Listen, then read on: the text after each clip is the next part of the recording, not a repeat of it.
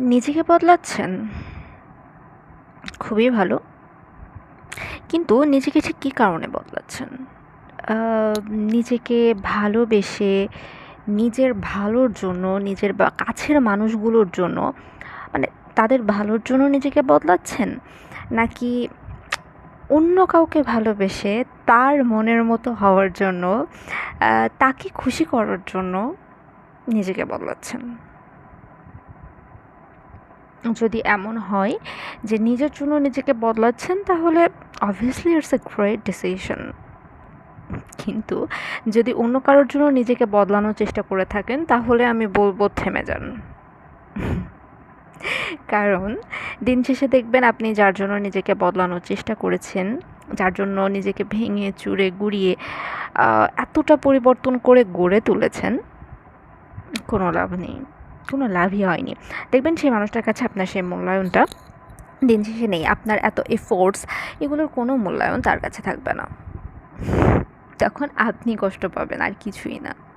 এবং সেই পরিবর্তনটা কিন্তু স্থায়ীও হবে না। দেখা যাবে যে একটা সময় পরে মনে হবে চেঞ্জ হয়ে কি হলাম, কোনো লাভ তো হলো না। তখন পূর্বের চেয়েও খারাপ অবস্থায় আপনি চলে যেতে পারেন। পূর্বের অবস্থায় তো যাবেন, আবার তার চেয়ে খারাপ অবস্থাতেও যেতে পারেন।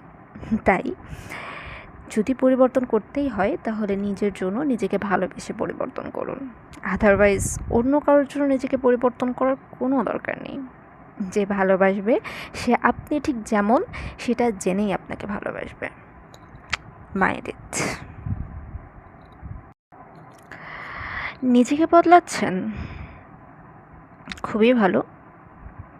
কিন্তু নিজেকে ঠিক কী কারণে বদলাচ্ছেন? আহ, নিজেকে ভালোবেসে, নিজের ভালোর জন্য, নিজের বা কাছের মানুষগুলোর জন্য, মানে তাদের ভালোর জন্য নিজেকে বদলাচ্ছেন, নাকি অন্য কাউকে ভালোবেসে তার মনের মতো হওয়ার জন্য, তাকে খুশি করার জন্য নিজেকে বদলাচ্ছেন?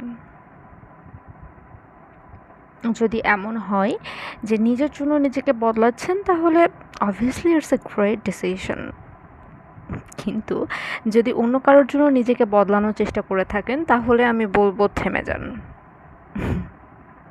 কারণ দিন শেষে দেখবেন আপনি যার জন্য নিজেকে বদলানোর চেষ্টা করেছেন, যার জন্য নিজেকে ভেঙে চুরে গুঁড়িয়ে এতটা পরিবর্তন করে গড়ে তুলেছেন, কোনো লাভ নেই, কোনো লাভই হয়নি।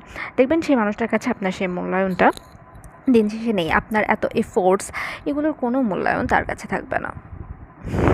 তখন আপনি কষ্ট পাবেন, আর কিছুই না। এবং সেই